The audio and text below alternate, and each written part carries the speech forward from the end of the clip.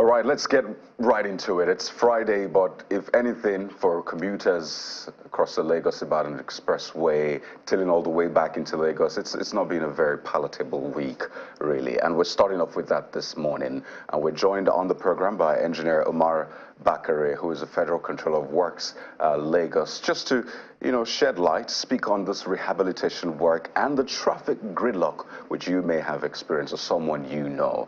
Good morning. Thank you for joining us on the program, sir. I'd just like to get right into it, really. I was in that traffic for, 5-6 hours just some days ago. A lot of other Nigerians, thousands, have experienced that traffic, and it's hellish. I'm sure you've gotten, reports of that, maybe even experienced it yourself. So spending 6 hours, really, it gives you that PTSD feel. So tell us, let's begin with this one. We know the route sees a lot of traffic normally, even without construction work. If you could give us a background, what kind of work, what kind of modelings did the Federal Ministry of Works do in partnership with the contractors to at least preempt what we're seeing right now? Because I like to believe that some work was done prior to when the construction started itself. So if you could just give us a background to this first.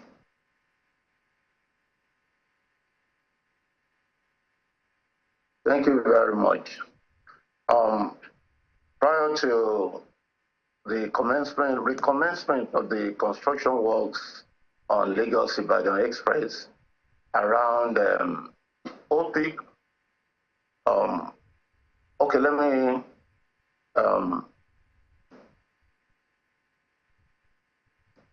hello, are you there? Can yes, you hear me? Please go ahead. We can hear you well. First of all, I'd like you to know that our construction corridor for now is between 7 up, which is the beginning of the project, that's our 00, up to Long Bridge, that's the OPIC area. Presently, we're working on 3 locations there along the construction corridor. That's at the beginning, that's around 7 up. We're also working around Bega, that's inbound Lagos, and we're working at OPIC area, outbound Lagos. We have almost completed the inwards Lagos at OPIC area.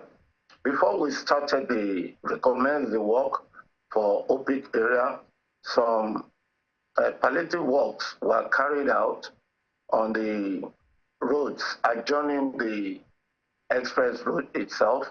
This is the road that is being used by the OPIC estate. This is to make sure that during the construction, for which we need to do a diversion and reduce the capacity of the road in order for the contractor to be able to work, we carried out repair works for people to be able to have not much of an alternative, but addition to what we provided on the express. Before the construction work, before the repairs at all, the Lagos-Ibadan Express Road from Lagos to Shagamu has 3 lanes. This construction is to expand the road to add shoulders to the 3 lanes in and out. So at the end of the construction, we're going to have effectively 3 lanes and additional width for the inner and the outer shoulder, which will take the road to 4 lanes. Now, for us to carry out these repairs, this rehabilitation, reconstruction, and expansion work, we need to work on 2 lanes at a go. And in doing this, we usually extend the existing road by working on the non-existing shoulder to provide additional lane. While we're working on the inner lane, we have 2 lanes on the outside for motorists to use. When we work on the outer part of the road, we provide 2 lanes, which is about 7.5 meters on the inner lane. Well, we,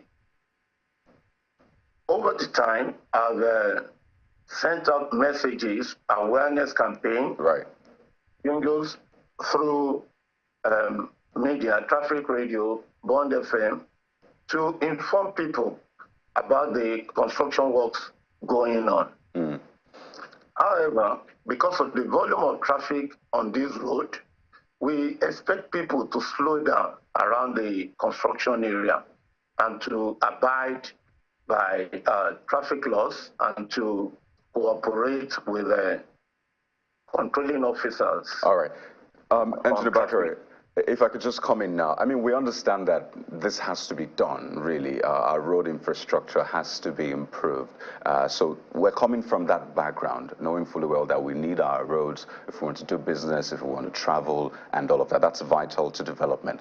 But, you know, my question is just how much thought was put into this whole thing. We know that in other climes, and I imagine here too, there are queuing models that are used. So when the lanes are 3, this is average travel time. Let's say it takes 5 minutes between where 7-Up and the end of OPIC. Let's just imagine. But because of this construction that has made the lanes, I mean, limited it to just 2, I imagine that you've done a modeling of what average travel time will be. Maybe it will be 10 minutes or at least 20 minutes at the maximum. So that's the question I'm trying to ask, that were there thoughts put into this such that you know what to expect? And if it's taken beyond that, you know that, well, something is wrong, we need to put measures in place, maybe have traffic management put into place, maybe work extra hours or work midnight. And I think that's another point that has been raised. So were those things done? What was the average travel time that you projected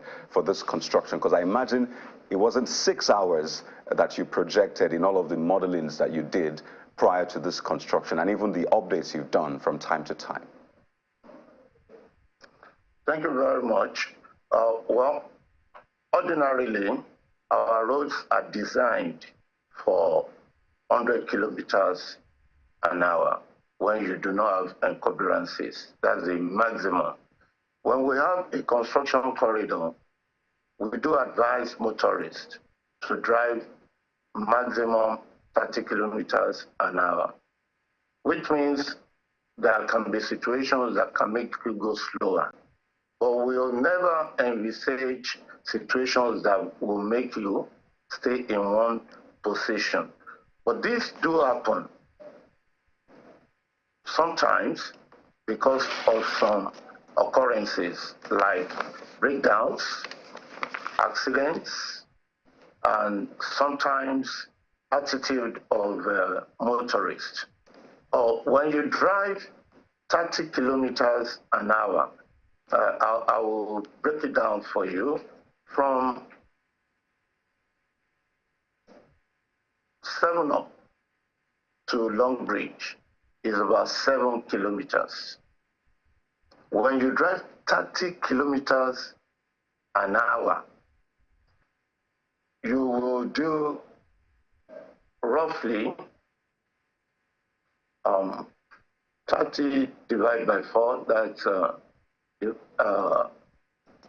almost 8? That's almost 8? You do like 15 minutes, from 7-Up to Long Bridge, like 15 minutes. That's what you're supposed to do.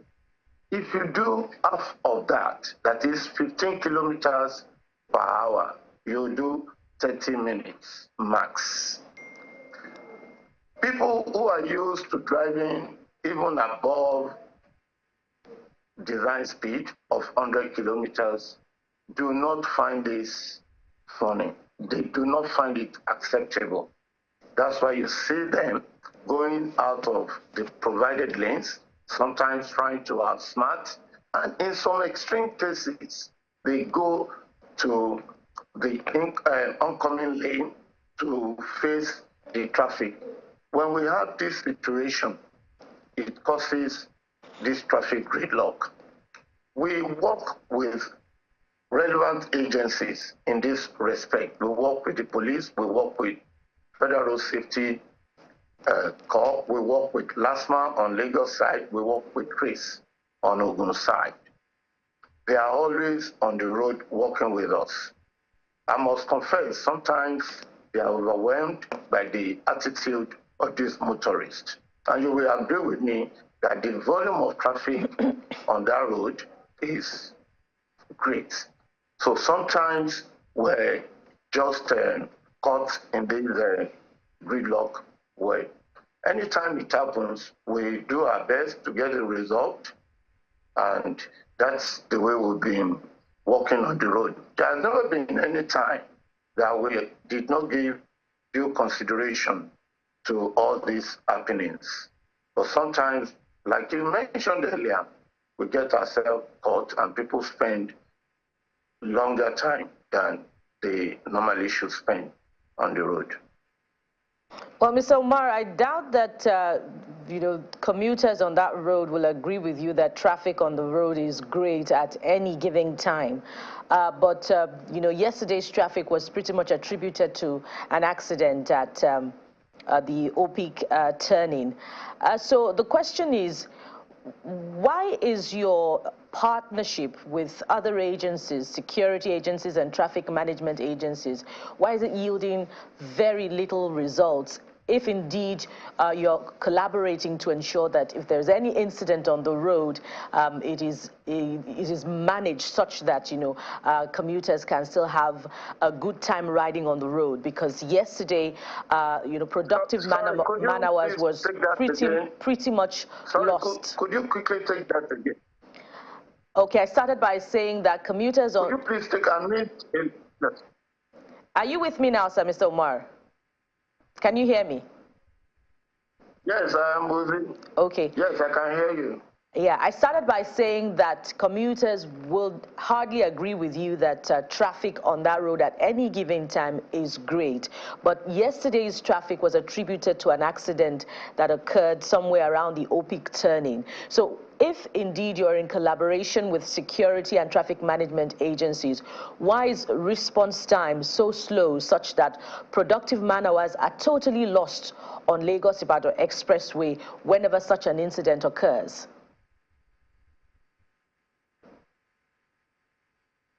Thank you. Response time when we have accident or breakdown is supposed to be very swift. Sometimes, because of the gridlock, which mostly is caused by the attitude of some motorists, not all of them, it makes it difficult for the team. We have a standby team that is sole responsibility is to remove broken down vehicles or vehicles that are involved in accident. Immediately, almost immediately it occurs.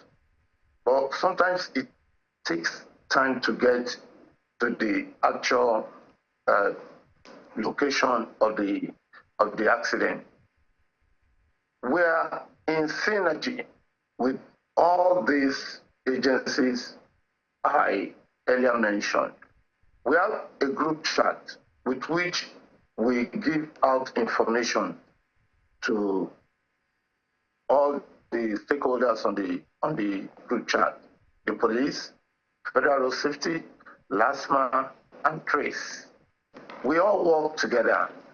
Meanwhile, you've got to realize one thing: we work for different agencies and we have different calls to duty.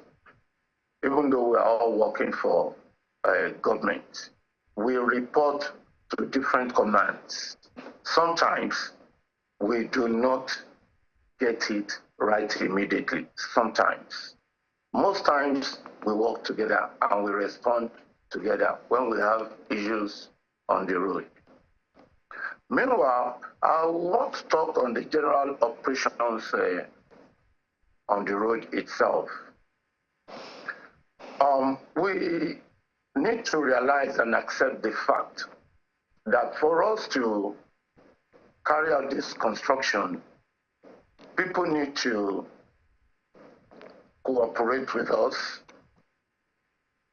especially in the way and manner the provided lanes on the road are being used.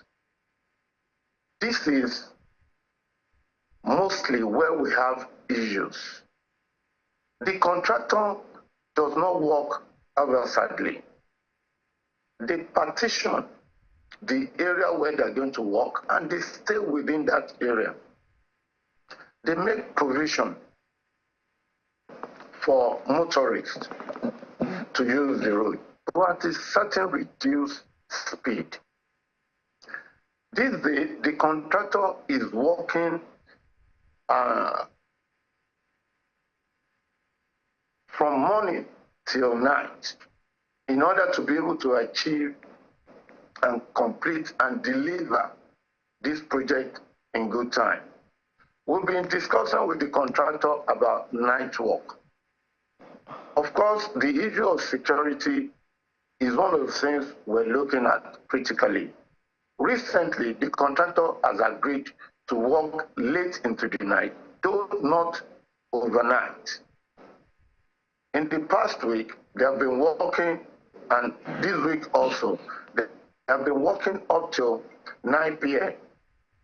in some of the locations where we're working now. Even at that, there have been complaints of safety as people just cross the road and move in the areas of construction. It's very difficult to control these people who just cross the barrier on foot, not even vehicles this time, and they are exposed to danger as we work with moving equipment all the time. The people that are there working are well geared up. They're protected. They wear safety boots, they wear safety helmets, they wear gloves, and some other safety devices. The people that cross the road and come close to this equipment do not have anything to protect them, and they are very, very difficult to control. Mr. Bakri, if I may come in here, the rehabilitation of this road, one would believe that is being done for the good of the road users in Nigeria. And if that's the case, would you say that the road users are enjoying the work that's going on? How much of information do they have in terms of alternative routes that have been provided? Because you talked about the contractor having done this, ensure that there's accessibility provided for the people.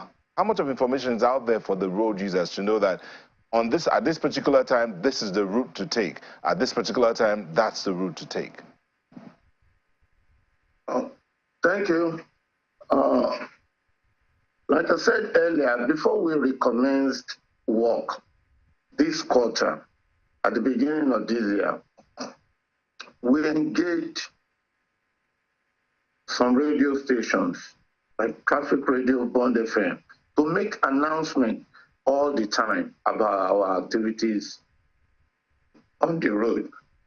I must tell you, there are not so many alternative roads close to the Lagos-Ibadan Express around where we're walking now. Even within Lagos, where you have alternative routes, that's around Bega area, where motorists could go through Ojoju, where they could enter Omole, bust out at Magodo and all that, is still not enough, like I said, considering the volume of traffic. The motorists, I must tell you, are quite aware of the fact that construction work is ongoing. And we cannot give information that is not necessary because there are no close alternative routes to Lagos, Ibadan, around where we're working, except for these intersections that lead to state routes around these areas I've earlier mentioned, except for some people that may choose to go through Shagamu, Ikorodu, into Ojota into Corridor Road. Some of them still find Lagos Ibadan a quicker route to take, especially the trucks, because of the smoothness of the road coming from Ibadan up to the Long Bridge. They prefer to still come on Lagos Ibadan. People are quite well aware of the activities going on the road. So indeed, people might be aware of the activities, going on the road. I'm just wondering, do you have a mechanism for feedback? Because yes, your part is to do the construction and make sure that the road is fit for users. But I also imagine that you're partnering with other stakeholders, such as security agencies and traffic management authorities, both the FRSA and Lagos and Ogun State traffic management agencies. The question for me will be, how do you get feedback as to how users of that particular road are finding it?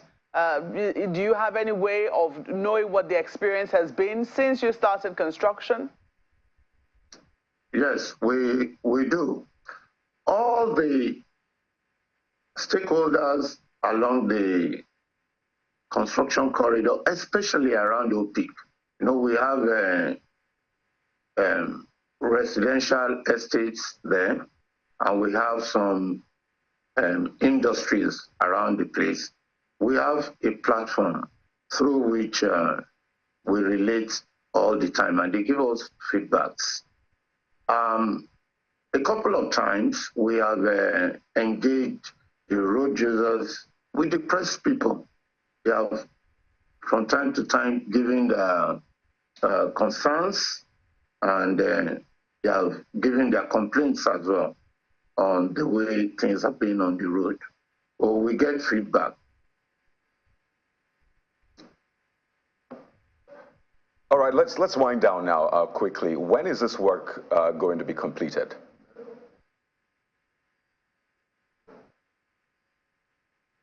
If you can hear me, when will this work be done?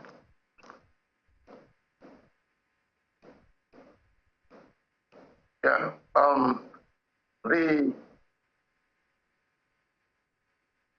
Please go ahead. We can hear you. The first phase of the project, which is for us to deliver from 7 up, which is the 00, for section 1 of the project, up to Shagamu interchange, to deliver the main carriageway from 7 up to Shagamu. We hope, we had earlier promised to deliver by the end of this quarter, but we did not envisage the fuel shortage issue that affected the progress of work, the cash swap issue that affected the progress of work at some point. This time around, we're looking at end of April, give or take, amongst other things, like the weather. The weather is quite fair to us as at this time, though there have been a couple of rains. Right. But by the time the rains come in, it will be very difficult to do some aspect of the work. All right. And can your men work overnight? That has been suggested as well, quickly. Yes, they can work overnight, given the safety is properly in place. And I must tell you, we're working on that. We're doing a trial on it already by working beyond our normal closing time of 6 p.m. and working up to 9 p.m. right now. All right. We expect that this will be done smoothly, and I mean, the commuters can heave a sigh of relief. Thank you so much for your time and shedding some light on this. We'll be speaking to you clearly in the coming days if there's a need for it. Engineer Omar Bakare is the Federal Controller of Works, Lagos. We wish you the very best in this work. Thank you very much. God bless.